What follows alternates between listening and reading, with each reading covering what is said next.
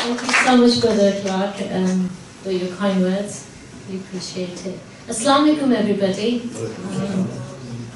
Thank you for all giving up your time and coming here. It's really appreciated. Dear honourable guests, during a time of extreme political xenophobia and a hyper-sensationalised media that largely gives voice to radicalism, in the past few years, many great icons of hope have passed away. And for a minute, we feel the world has lost its light. And today, at the time of uncertainty, is once again upon us. And we are reminded once again of the sacrifices that others make in the name of love, peace and freedom. Welcome to the landmark event where we commemorate the 29th death anniversary of Mr. K.H. Khurshid, a name synonymous with the veil of heaven, Kashmir. He's no longer with us, but his legacy lives on.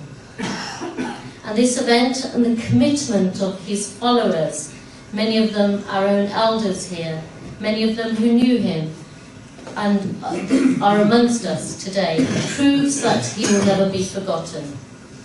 On 11th of March 1988, I'm going to give a brief history in English for the ladies here who don't know the history, so if I'm repeating myself, please excuse me for that. On the 11th of March 1988, the state of Jammu and Kashmir lost a legend. A world lost a great leader. He was just 20 years old when the great Jinnah recognised his talents and chose him as his private secretary. He was so great that he remained by Jinnah's side till the creation of Pakistan. Mr. Jinnah was once believed to have said that Pakistan was made by him, his private secretary and his typewriter.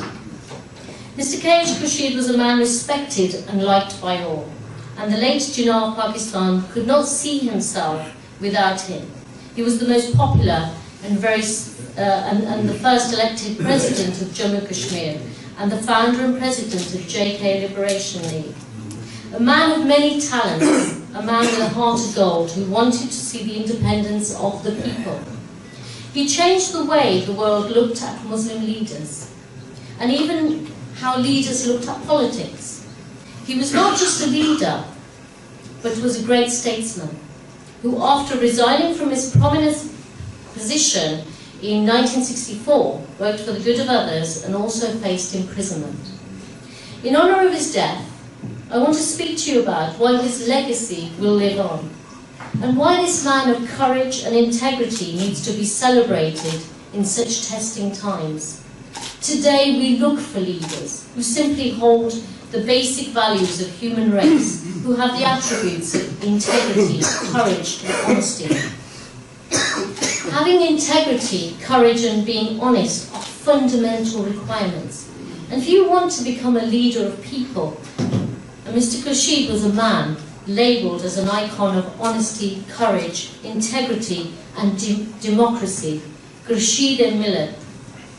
Khurshid-e-Millat was the title given to him by his followers. It was a cry from Jammu and Kashmir to Pakistan, where injustices are taking place in the name of democracy and freedom. Today, Gilgit-Baltistan, just like Jammu and Kashmir, is locked in a constitutional limbo. Pakistan has moved towards declaring this another part of heaven on earth as its 5th province. This move will not go down well as a goodwill gesture with people of Jammu and Kashmir. And once again, we stand here baffled by such a move. What about the people of Gilgit-Baltistan? What do they want? Do we know what they want? Do we even know what people locked in disputes want? Nowadays, the leaders of Kashmir, Jammu Kashmir and Gilgit hold power only in name. These places have very little practical power on matters and control of natural resources. Albert Einstein said, "Whoever is careless with truths in the small matters cannot be trusted with important matters." This statement is very timely and it applies to many leaders of the world. The world simply doesn't trust them. People of Jammu and Kashmir have lost faith in many leaders, but still hope remains and they wait for people like K.H. Khurshid to come. Sadly, we live in a world where self-interest seems to trump character and integrity, and sadly our leaders aren't immune to the temptation to spin, cut corners or compromise. We don't want to be lied to. We don't want to be deceived. We want to be told the truth. We want a leader who knows right from wrong. We want to be led and not misled by someone who cheats in the process of attaining victory. We want our leaders to be honest because their honesty is a reflection on our own honesty. And when leaders adopt the values of integrity and honesty and servitude to humanity, only then can we see people who will follow blindly, whether it's rallies, marches, parliament houses or the front lines. They first want to assure themselves that the leader is worthy of their trust. They want to know that the leader is truthful, courageous, ethical and principled. Think of a leader you know who exemplifies integrity, honesty and trust. Think of a leader who has power and complete trust of his people. Think of a leader who all he has to do is just ask and hundreds and thousands will walk alongside him for justice, peace and freedom. Khurshid and Millat is what we need in today's time. We have to do the right thing, even if it hurts and doesn't serve our interests. I believe in our united power, and I believe in never giving up. And that's why I stand here amongst great people to say we have to do the right thing by the people of Jammu and Kashmir, where people have been victims of suppression for far too long. My message is clear, that if you want to lead, dear leaders and upcoming leaders, then please lead like Khurshid and Millat. Let's strive to make our integrity to those who lead.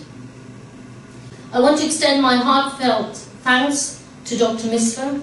Thank you for leading us with your integrity and continuing the legacy of Mr. K.H. Khurshid. Thank you for sacrificing your time to give hope to the people of Jammu and Kashmir.